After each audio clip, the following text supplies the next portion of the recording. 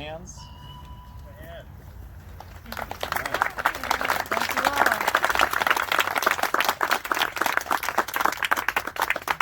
And then, of course, we'll be hearing from some of those folks in a little bit, too. There's also been a steering committee that started about 1.5 years ago, and part of that came out of some of the conversations around the shelter about 2 years ago. Anybody who served on the steering committee, would you please put your hands up, too?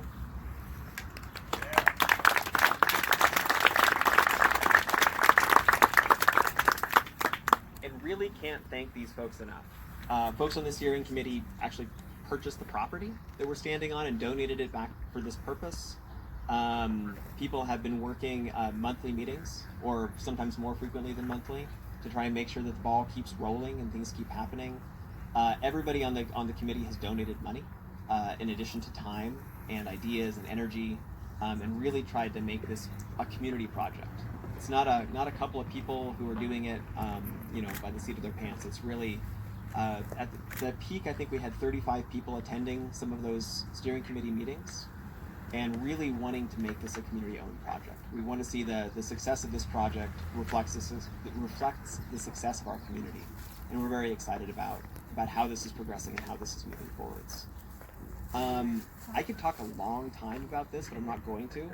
The last thing I'm going to say is that as we're looking at this project and the way that we're addressing the most vulnerable people in our community, everybody in our community, and really keeping that term community at the core of a lot of the work that we're doing, we want to make sure that everybody who lives here, everybody is supported, and that this is a very welcoming community for the people who are doing well and the people who aren't doing well yet, and hoping that we can just keep that foundation, that Foundry, available for people so that they can step up when they're ready to, but really kind of an open arms approach to everybody who lives here, everybody who wants to live here.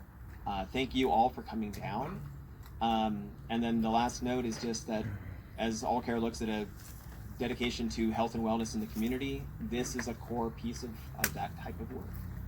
Could you just talk a little, just for a minute or two, about why this?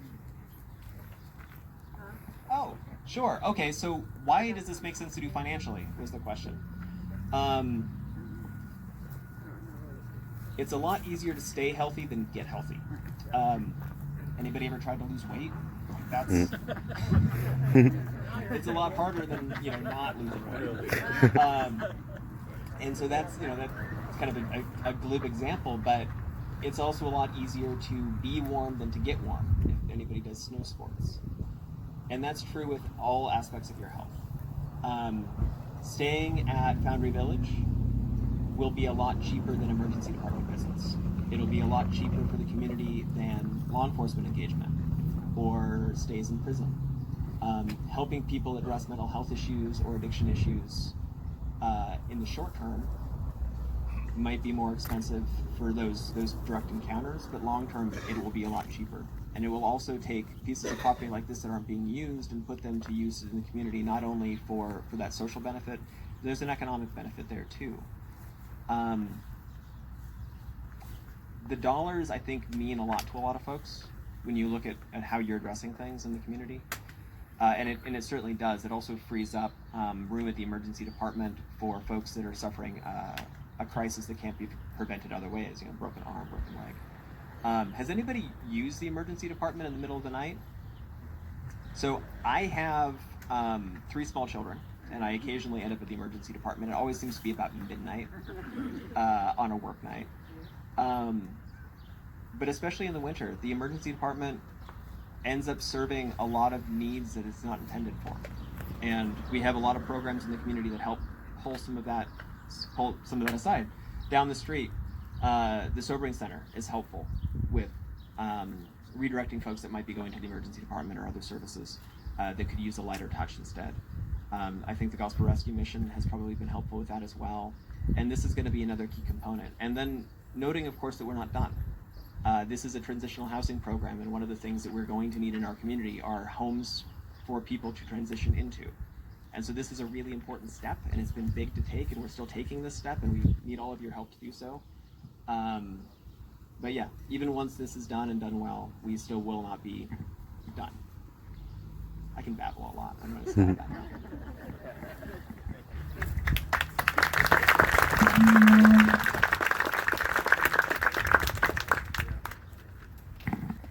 Thank you, Sam.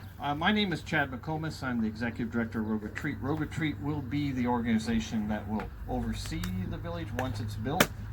All Care Foundation will be who holds the village and the land and the buildings. They'll be in charge of that, but they've turned the leadership over to Rogue Retreat. And the reason they've asked Rogue Retreat to be involved is we've been learning how to run villages for the last several years. We've been operating Hope Village down in Medford since October 31 of 2017. It's been tremendously successful. We just added 4 more houses a couple weeks ago. We have 34 now that are at Hope Village, and the success rate is somewhere between 55 to 60% of the people that get into the village are able to transition out into something more permanent, either an apartment, or they can move in with some family again, or get something going for them that they didn't have before. Oftentimes I refer to a person being homeless like falling into a well.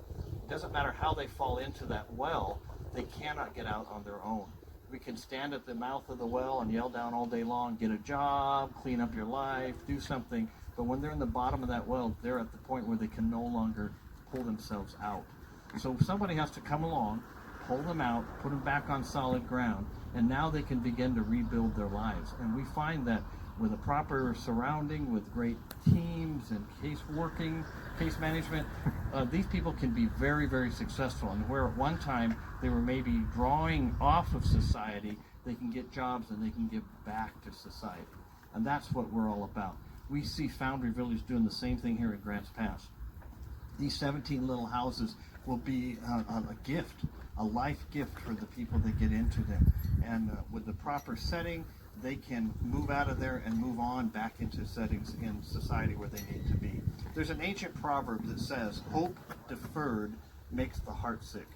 And when the heart is sick, when you have no hope, it's really hard to move on. But when we give people hope back, they can put everything back together. In some ways, Foundry Village would be like a hope dealer on Foundry Street. We're going to be giving these people hope, and they're going to carry that and do something awesome with it. I have to thank the 4 gentlemen who had the vision to purchase this land, the gang of 4, and they took their own resources to buy this land, dreaming that this could happen. And then they turned that land over to the All Care Foundation, who will now own it, and now we get to move forward and build it. And we're going to have Doug in a little while get up and share a little bit about what the time frame of that looks like and what we're going to need to finish it off. But we're really, really excited about this project. One of the things that when we were opening the village down in Medford, the fears were that it would be the hangout for all the homeless in the community, that there would be shopping carts lining the street and drug deals in the parking lot, and just a terrible place to be, and there'd be police coming all the time. I remember one police officer said he thought he'd be there on a regular basis trying to keep things under control. Since we've opened in October 31 of 2017, I think there's been less than 12 calls in 2.5 years. And almost all of those calls have been medical related because somebody needed to get to the hospital or something like that. We haven't had any problems. We do not allow at the village any resources for the community. So when Foundry Village gets built, people can't come here to get food. There's other food places around town. They can't come here to get clothing. They'll have to go somewhere else. They can't even come here to sign up to get into Foundry Village. That'll be done somewhere else. So the only people that will be at Foundry Village are those that live at Foundry Village and the workers that are at Foundry Village. And it will be fenced in. It will make it look good for the community. We will make it an asset to the community, not a detriment. And we're really excited about that. And we're excited about the permission we've been given to move forward. And we're going to have a couple of short speeches today. Our mayor from Grants Pass will be speaking first. We have 2 city councilors are going to be speaking. Valerie and DJ are going to be speaking. And I believe, I don't know if we have that person from Dutch Bros are going to be speaking. I'm not sure on that one. But we'll move forward as quickly as possible. We'll have you out of here. But Mayor, I want to give you the floor, or at least the ground. Yes, it is afternoon. Good afternoon, everybody, and welcome to another step in progress of making Grants Pass even better than it is. I want to add to a little bit what Sam said and also Chad said. Sam talked about the Maslow hierarchy of needs, and he mentioned a few of the items at the bottom.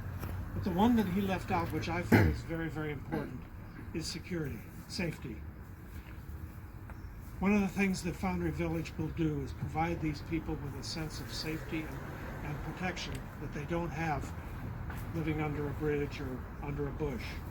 And that's really important, because if you don't feel safe, you do things that are probably not in your best interest, thinking that if I do this, I'll be a little safer, and that's not necessarily true. I'm sure the chief can agree with that. And the other thing is that Chad mentioned about somebody in a hole. I'd like to put it in simple terms. Foundry Village is not here to give a handout, it's to give a hand up. And that's really what this is all about. Helping people help themselves to get back into society and make a better life for themselves. The council worked very diligently and very hard to make this possible. You can't imagine the rankles of code that that the council had to go through to find out, does this fit Grants Pass? Is this exactly what we need? And they ended up with something that I think is quite workable and quite positive for the community. So thank you all for coming. It's really a joy to see so many here. And I noticed that the 6-foot distancing is not totally adhered to, but that's okay. That's okay. God bless you, and thank you very much. I do feel honored to be able to be here and be a part of this, because it's been a process. You know, it takes a lot of determination, it takes a lot of persistence, and it takes a lot of compassion to get to where we've gone today. And those people in the community who have made it happen, and I go to the one of the things that I'm proudest about is it's not the city, it's the community. It's the people in the community, the business leaders who have led through being persistent and being determined and being compassionate to make it work, because that's how it happened. They weren't going to let us go. They weren't going to let us just lay down and give up. So I appreciate that. So a special thank you. I also want to thank Rogue Retreat. They had us come over, they hosted us, they gave us a tour of what it was. They gave us the statistical model to sell, to say, yes, this really does work, because Josephine County, as we know, tends to be just a little bit stubborn in their, you know, in listening. But to be able to say that, yes, we're talking about over 60% of the people who go in come out in a much better place. And opportunity is what it's all about right now. We need to make opportunities for people to make life changes. And this is critical. So, and I'd also like to say, I hope this is the first step. As was mentioned earlier, we need affordable housing. We need places for these people to transition to. We need mental health. There's mental health issues, drug addiction issues that we have to face, because people need the opportunity to change their lives and move forward. So, as a council person, I will say that I will use my seat to do that, to try to make sure that those changes do come about and that we can make a more positive community. So thank you all for being here, and thank you so much for you community members that have stepped to the plate to make this happen.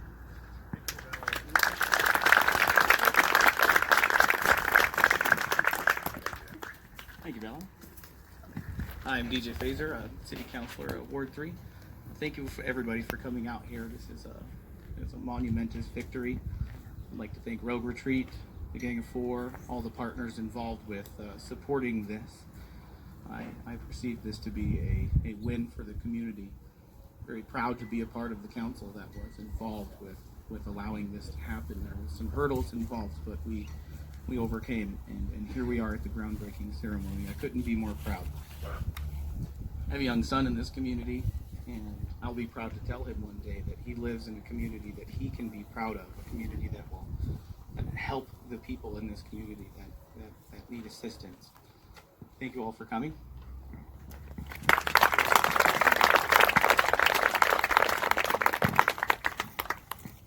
We did have one of the homeless gentlemen that was going to come and speak about what this meant to him. Phil, do you see the gentleman we'd asked? So Phil, would you come up here real quick?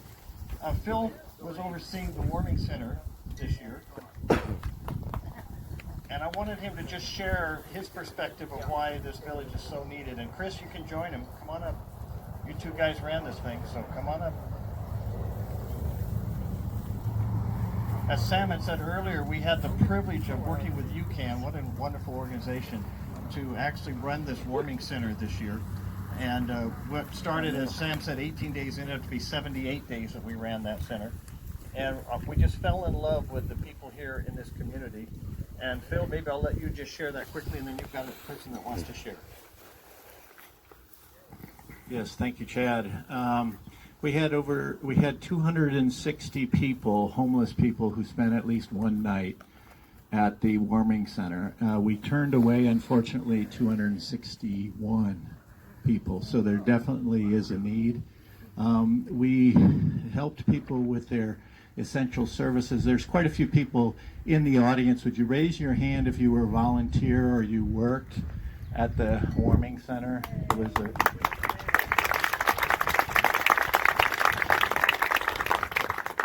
and there's a lot that could be said about it, but I want to introduce one of the homeless, and she didn't know about this, so we're kind of putting her on the spot. So I want to ask Corrine, if I just say that wrong so that she can correct me if I'm wrong in any case. So Corrine, would you step a little bit closer, because I don't know how far this will go. What does it mean to you as a homeless to have tiny house village like Foundry Village here as an option for you or for other people who are homeless? I don't know what to say, but I do know that I and my dog here have been in the warming shelter, and she has major issues, and I have major issues medically, etc. But we were able to find a respite in that place. And from what I know, that Foundry Village could be an answer we need. I don't know all the details yet, but we'll find out. Thank you, Corrine. Chris, since you're up here, I'm going to have you say one or two things. You just kind of fell in love with the people up here in Grants Pass, and as you worked all those nights helping the homeless, what do they need? What do they need? Oh, what do they not need? They need so much support and guidance and just answers to questions that a lot of them don't even really understand or know what they need. They spend time with Michael and Tom and I, and we just kind of go over the essential services that they do need, like starting, with obviously their meal and their bed for the night, and then everything else from just ID documents to anything that, like food stamps, health insurance, anything that's going to help them make progress, right? And Chad's right. The more time I spent with them, just the more I fell in love with all of them. They're all great people. I feel like it was a great success. Excuse me. By the time we were done there, I knew everybody's first and last name, what they needed, where they were sleeping. Like, I didn't even need a clipboard and a pen. It was just like I knew all of them, and they were all great people. I was actually sad to see them leave, and I was like, well, this isn't the end. I'll see you guys again. So I'm here today. I was hoping to see some of them here. I actually asked and encouraged like everybody that was there to come here, but it looks like only a couple people made it here. But yeah, possibly. It was a great experience. I can't say how thankful that I am to Rogatry and to the community and everybody involved in letting the warming center happen, making this happen. I think it's great for the community. It really is. By the way, we can hardly wait for this to open. In fact, I'm going to invite Doug up. Doug, you're part of the gang of four that created this place. Thank you. And now, how can we make it happen? What do we do now? I'm supposed to talk a little bit about fundraising and the building schedule, but I'm going to also talk a little bit about volunteering and sort of how we started here. So there were four of us that started this, and Dwight was the first person. Hey, Dwight. Thanks, Dwight. I'm going to try not to crack up too much here. But when we started this whole thing, there were ebbs and flows, and what do we do, and how do we do this, and what's it going to look like, and we had no clue. I mean, the first idea was just to build some apartments somewhere and offer them to low-income people. And then during that process, as a volunteer, there were ebbs and flows in our energy and our desires, and there were times when Dwight was pushing us all along, and then there were times when John was pushing us, and Mike was pushing us, and then Sam was there, and some of us were not involved or slowed down or whatever. So in that process of volunteering, getting this going, if you're interested in helping or helping in some other cause, you don't have to be there the full time, and you don't have to be the one that pushes everything. You could be the one that pushes in that moment when somebody else is doing something else, or they're slowing down, or they're just not motivated at that time. So please get involved with whatever it is. If it's Foundry Village, working at your church, whatever, you can do it, and you don't have to be there 100% of the time, and you don't have to be the one that donates a huge amount of money. Anything helps. A plate of cookies makes a huge difference sometimes. So, like right now, yeah, or ice water, yeah, right now, some ice water, or some misters out there. So, a little bit about fundraising. So we started raising money in earnest after the couple people bought this piece of property and donated it. We started raising money about 9 months ago. And so right now we have in the bank, I think about $175,000 we did in 9 months, cash.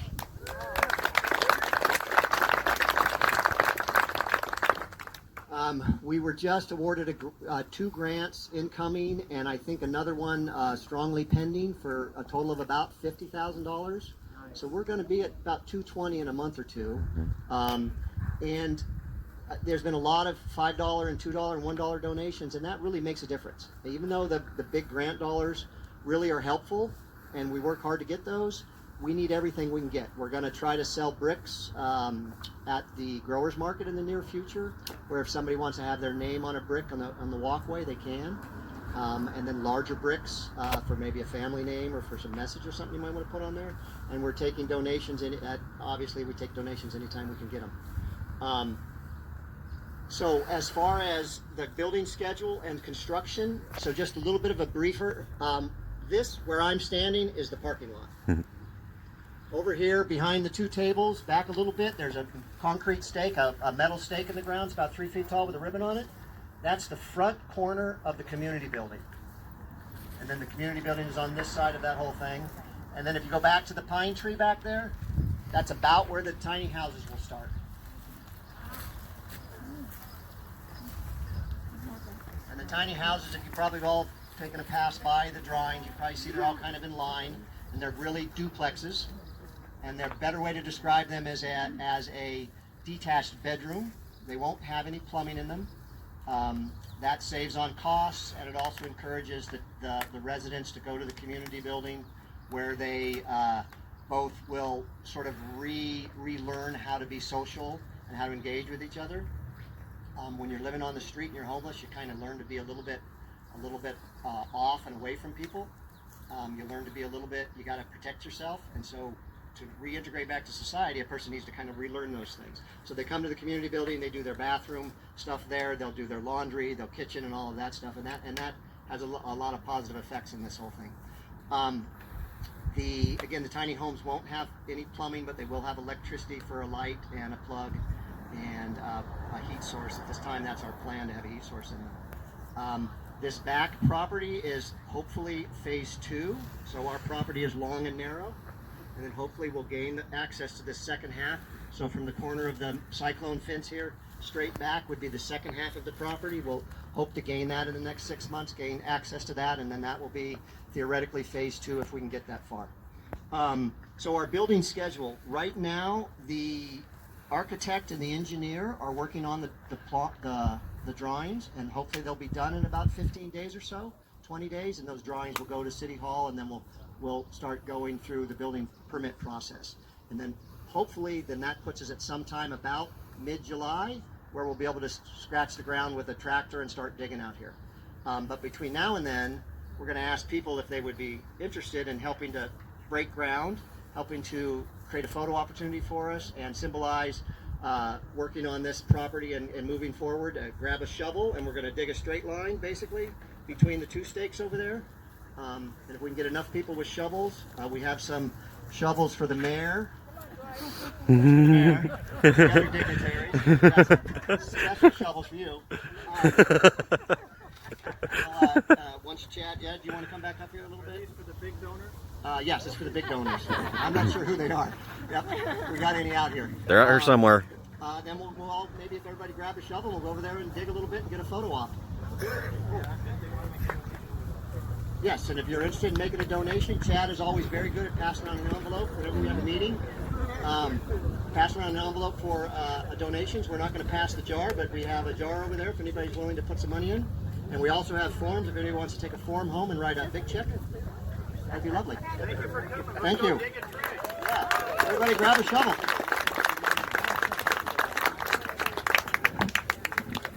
Yeah, we can take turns. Everybody can take a shovel and then pass it on to somebody else. Everybody should take at least one scoopful today before you go home. What do you think? Where are we starting?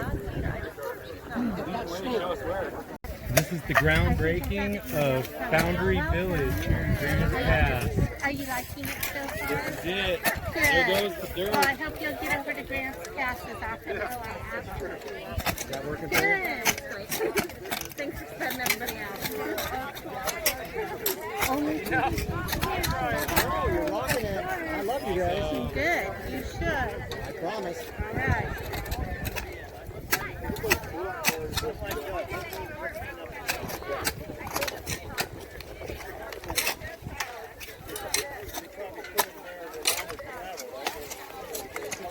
You want to get in there? I'll get a picture of you.